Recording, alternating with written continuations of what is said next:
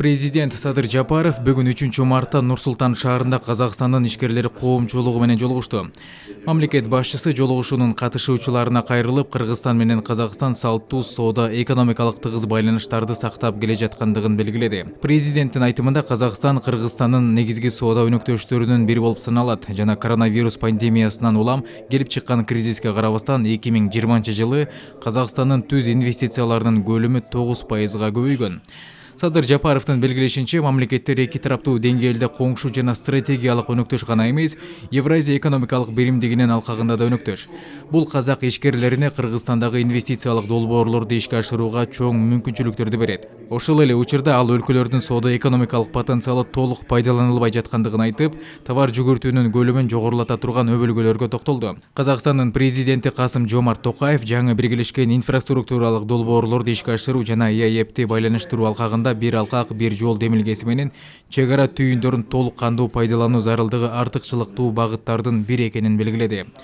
Биз муну толугу менен колдойбуз жана чет өлкөлүк өнөктөштөрдүн катышуусунда биргелешкен дөң логистикалык комплекстерди түзүү аркылуу Кыргызстан Казакстан ортосундагы соода транзиттик мүмкүнчүлүктөрдү пайдаланууга даяр экенибизди билдиребиз, деди Садыр Жапаров. Мамлекет башчысы алгачкы жарлыктардын бири ишкерлердин жана инвесторлордун мүлкүн коргоону күчөтүп, ишкердик субъекттердин экономикалык ишмердүүлүгүнө, мамлекеттин негизсиз кийлигишүүсүн жокко чыгарууга багытталганы тууралуу айтып берди.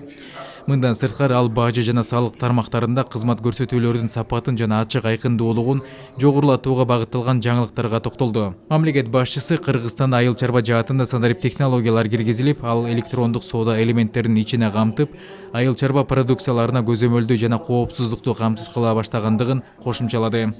Президент казак ишкерлерин Кыргызстанда инвестициялык долбоорлорду ишке ашырууга жигердүү катышууга чакырды. Иш чарага Казакстандагы ондогон ири компаниялардын жетекчилери жана өкүлдөрү катышты. Жолугушуу суроо-жооп форматында өттү. Многие казахские предприниматели уже делают бизнес в Кыргызстане, пользуются его возможностями и долгосрочными перспективами. Кыргызстан придает большое значение и особое внимание таким факторам развития, как привлечение прямых иностранных инвестиций, внедрение инновационных технологий и обеспечение свободы предпринимателя. В этих целях мы активно работаем над улучшением инвестиционной и торговой политики. Проводим работу по улучшению доступа к рынку и увеличению рынка сбыта.